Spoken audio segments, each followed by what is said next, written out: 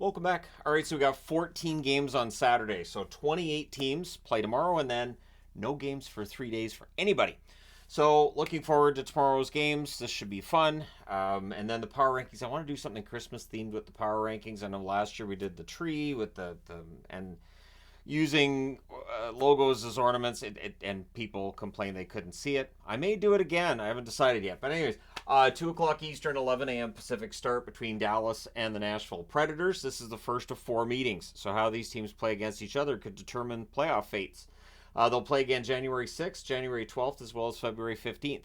Dallas is 19-8-4 on the season. They're 6-3-1 in their last 10. They're coming off of an overtime win against Vancouver. Matt Duchene's been excellent lately. 11 goals, 18 assists, 29 points. Craig Smith, less scintillating stats from him. 2 goals, 1 assist thus far from Craig Smith. I know his scoring's been down over the last few years. It's still surprising to see he only has 2 goals. On the Nashville side, 19-14 is their record. They're 8-2 in their last 10. Forsberg's been fantastic. 16 goals, 22 assists, 38 points. Tyson Barrie, just the 1 goal so far to go with 10 assists, 11 points. I think he'll get more goals soon. 3 o'clock Eastern, noon Pacific start between Vegas and Florida. So I'll be doing a review of these 2 games before the other 12 get started. So 3 o'clock Eastern, 12 Pacific start between Vegas and Florida. First of 2 meetings. They'll meet again in Vegas on January the 4th.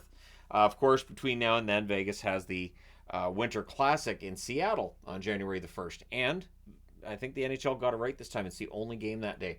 So Vegas 21-8-5 on the season. They're 6-3-1 in their last 10. Marchessault stands out as one that's off to a ridiculously good run so far. 17 goals, 9 assists, 26 points. It just feels like Marchessault's getting a lot of goals.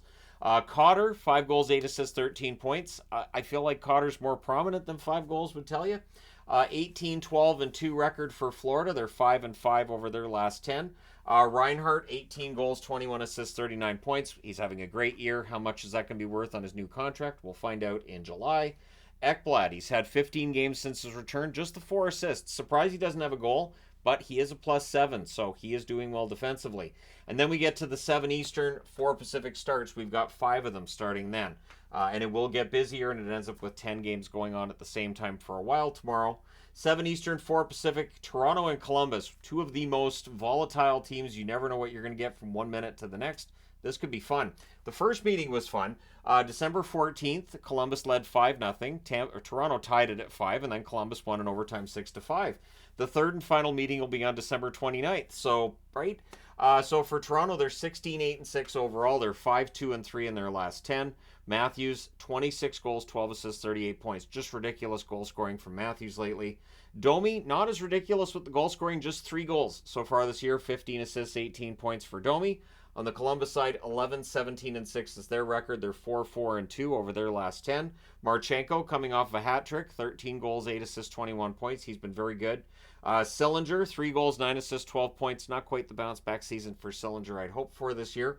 7 Eastern, 4 Pacific start between Boston and Minnesota. Boston is on a bit of a downswing, and Minnesota beat them in Boston on December 19th, 4-3 in overtime. We'll see how it goes in Minnesota. But Boston, 19-6-6 now, 5-2-3 in their last 10. Pastrnak continues to be a good, excellent star player for them. 19 goals, 24 assists, 43 points. Lindholm's been stuck on 7 points for a while. Just the 1 goal, 6 assists for him. On the Minnesota front, they're 14-13-4. They're 7-3 in their last 10. Marco Rossi's been great lately. 11 goals, 10 assists, 21 points. On the downside, though, Johansson just has 2 goals so far. He's got to start getting more goals than that. I know he's had chances. 13 assists, 15 points for him altogether. So his points total's good. Just you would expect the goals to be a little higher. 7 Eastern, 4 Pacific start between Detroit and the New Jersey Devils. This is the third and final meeting already. They've split the first 2 meetings. This is the rubber match. October 12th, New Jersey won 4-3. November 22nd, Detroit won 4-0.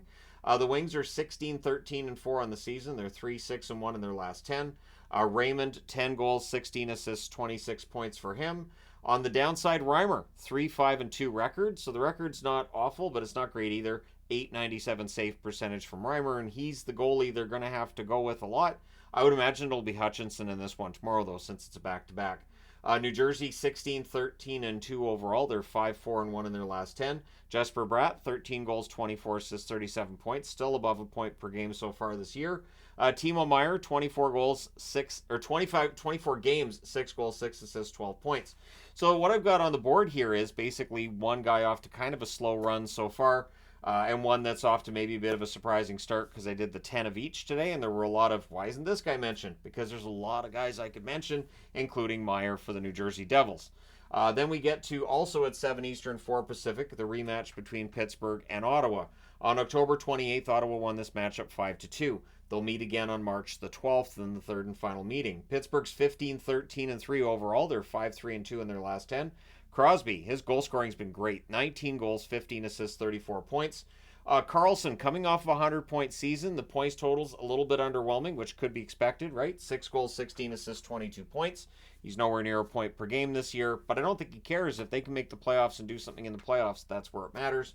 Ottawa's 11-17, and I could use that quote of playoffs, but yeah, 3-7 in their last 10 games. Joseph, 6 goals, 13 assists, 19 points, has been very good this year.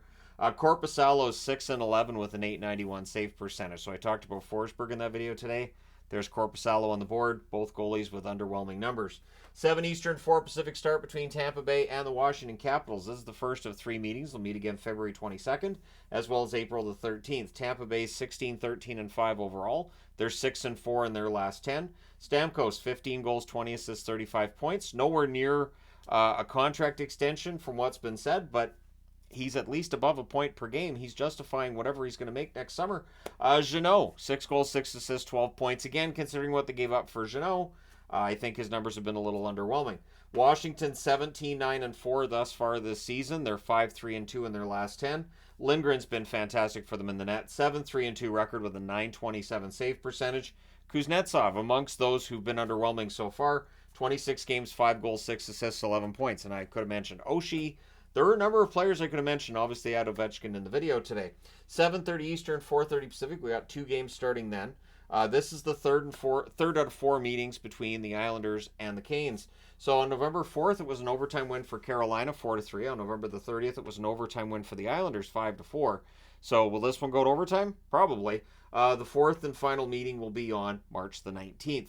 For the Islanders, they're 15-8-9 overall. They're 6-1-3 in their last 10. Bo Horvat, 13 goals, 18 assists, 31 points. Has been quite good. Anders Lee does have 9 goals. He's been picking it up in that department, but he only has 12 points, which is a real surprise.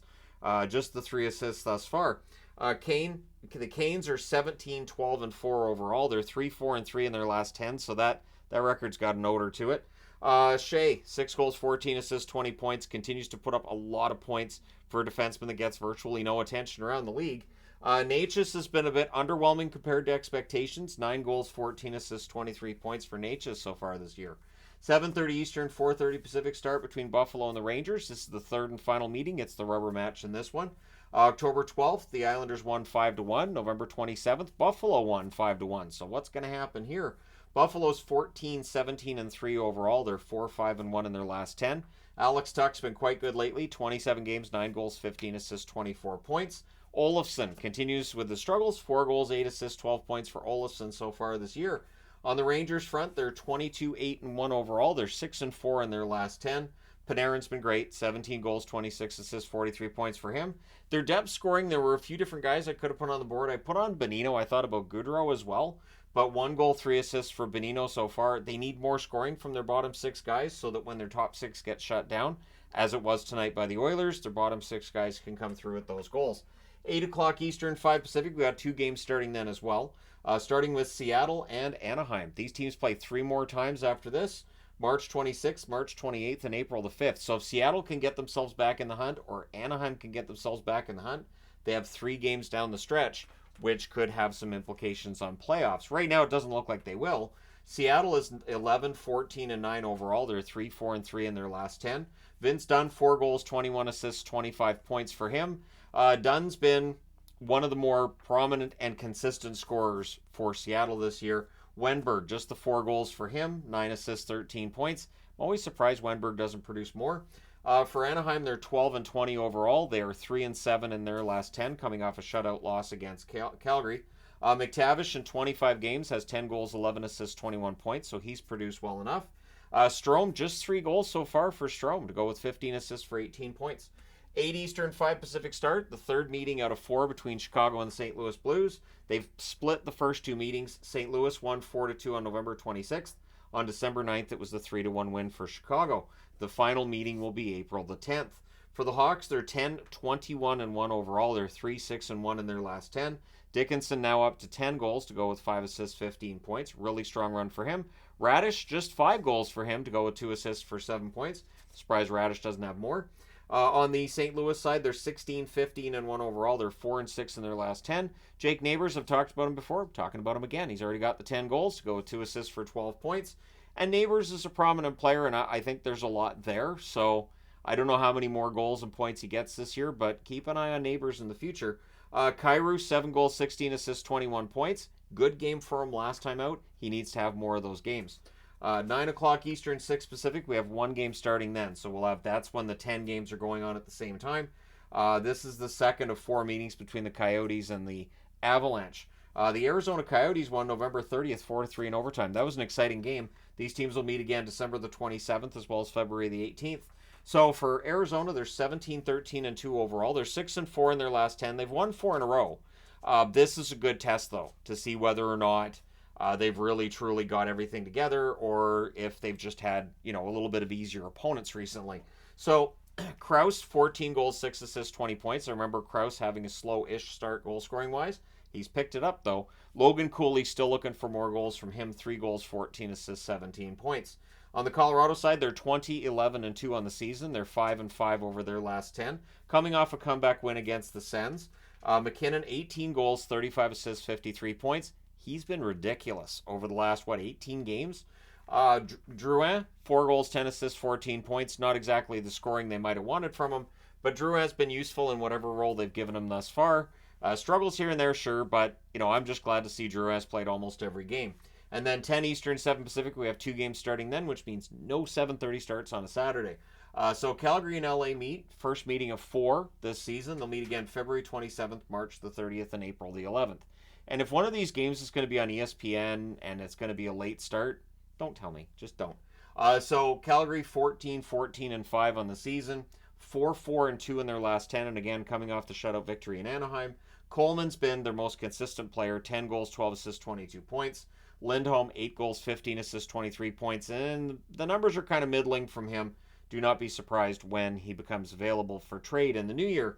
On the LA front, they're 18-7-4 overall. They're 5-4-1 in their last 10. Kopitar, 13 goals, 16 assists, 29 points. All he does is produce offense all the time. Even though he's a lot older now, he's still producing the offense.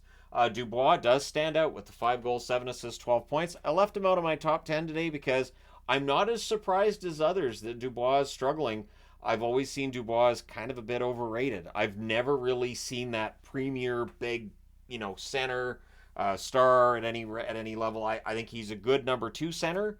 I don't see him as bona fide future number 1 center, and right now he's not giving them that second line center production either. 10 Eastern, 7 Pacific start between San Jose and the Vancouver Canucks. See, it's very rare that I would say that I think a player's overrated, but because he wasn't in the top 10, it kind of outs that I've always kind of felt he's overrated. But yeah, so San Jose and Vancouver, and this does have the feelings of a trap game, but San Jose beat Vancouver the last time out, so if Vancouver can't get motivated and beat them tomorrow, I can't use a trap magnet for that. San Jose did win that last matchup, but November the 2nd, Vancouver won 10-1. November 20th, it was a 3-1 win for Vancouver, which was not an easy one. And November 25th, that's when San Jose wins at home 4-3. The Sharks are 9-21-3 overall. They're 4-5-1 in their last 10. Hertl, 11 goals, 15 assists, 26 points. He has emerged as easily their best forward. LeBanc, 25 games, 1 goal, 5 assists, 6 points. Remember when LeBanc was really producing well and was on a team-friendly deal, and we all thought San Jose was, being dirty because they were getting these guys for less money than what they were worth. Now LeBanc's just a 1 goal scorer so far. I don't know what happened to the offense there. Vancouver 22-9-3 overall. Their offense is the best in the league so far. 7-1-2 in their last 10. I was going to say 6-1-3, and then I'm like, no, that's a 7-1-2. JT Miller, 15 goals, 31 assists, 46 points. Ridiculous run by Miller overall, playing the best hockey he has in his career. And Phil DiGiuseppe's on the board because A, I like Phil DiGiuseppe, but B, at 3 goals, 5 assists, 8 points. Kind of surprised he gets into as many games as he does. His work ethic must really impress Rick Tocchet, and he's able to play up and down the lineup as well. So, yeah, there you go. You guys are all ready for today's games. Let me know your winners in the comment section below. And I say today's, even though it's Friday night when I'm recording this, but Saturday when you're watching it. So let me know your thoughts. Hit like and subscribe if you've not done so already. Thank you guys so much for watching, for all your support. I will talk to you again soon.